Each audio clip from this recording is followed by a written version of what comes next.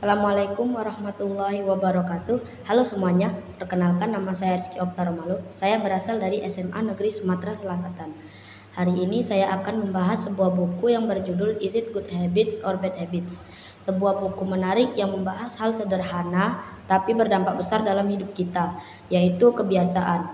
Buku ini ditulis oleh Sabrina Ara dan diterbitkan oleh Shalmahat Publishing.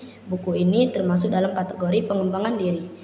Kita semua punya kebiasaan, baik yang kita sadari maupun yang tidak. Tapi pernahkah kalian berpikir, apakah kebiasaan yang kamu lakukan setiap hari benar-benar baik atau justru buruk? Nah, buku ini membantu kita menemukan jawabannya. Di dalamnya, penulis mengulas berbagai kebiasaan yang sering kita anggap sepele, seperti bangun pagi, menunda pekerjaan, cara menggunakan media sosial, hingga kebiasaan berbicara dengan orang lain. Yang menarik adalah buku ini menjelaskan bahwa tidak semua kebiasaan yang kelihatannya baik selalu benar-benar baik, dan tidak semua kebiasaan yang terlihat buruk selalu merugikan. Semua bergantung pada bagaimana kita menyikapi dan mengelola kebiasaan tersebut. Buku ini juga memberikan banyak tips praktis tentang bagaimana mengubah kebiasaan buruk menjadi kebiasaan baik, serta bagaimana membangun pola pikir yang positif.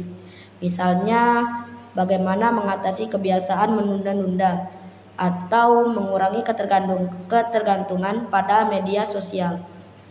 Bahasanya ringan dan mudah dipahami, sehingga cocok untuk pembaca dari berbagai usia, termasuk remaja dan dewasa.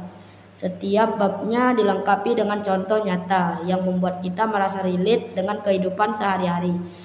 Namun ada sedikit kekurangan menurut saya, yaitu buku ini tidak terlalu mendalam membahas dampak psikologi dari kebiasaan tersebut. Jadi kalau kamu mencari analisis ilmiah yang detail, mungkin buku ini kurang memenuhi ekspektasi. Setelah membaca buku ini, saya pribadi jadi lebih sadar bahwa kebiasaan kecil yang saya anggap tidak berpengaruh ternyata punya dampak besar dalam jangka panjang.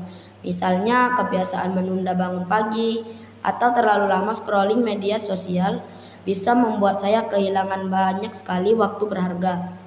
Buku ini membuat saya lebih termotivasi untuk mengurangi kebiasaan buruk dan menggantinya dengan kebiasaan baik yang lebih bermanfaat. Kesimpulannya, apakah buku ini layak untuk kamu baca? Menurut saya jawabannya adalah ya, tentu saja. Buku ini cocok untuk siapa saja yang ingin memperbaiki diri dan memahami bagaimana kebiasaan mempengaruhi hidup kita. Jadi kalau kamu ingin hidup dengan terarah dan positif, buku ini bisa jadi pilihan yang tepat. Mungkin sekian video dari saya kali ini. Terima kasih.